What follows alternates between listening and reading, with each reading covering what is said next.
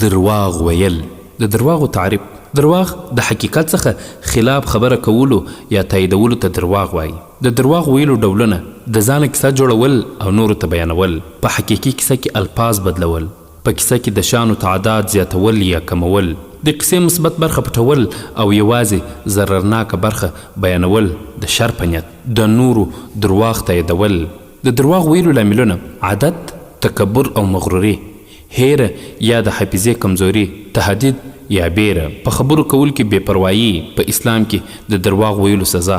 د مسلم په حدیث شریف کې د رسول الله صلی الله علیه وسلم څخه رانقل شوي دي د منافق د دریو علامو څخه اولانۍ علامه درواغ ویل دي. همدارنګه رسول الله صلی الله علیه وسلم فرمایي درواغ ویل ګناه ده او ګناه د دوزخ لاره چاته خلاصوي. یو څوک چې درواغ وایي نو اخر د الله تعالی په وړاندې دروغجن ولیکل سي.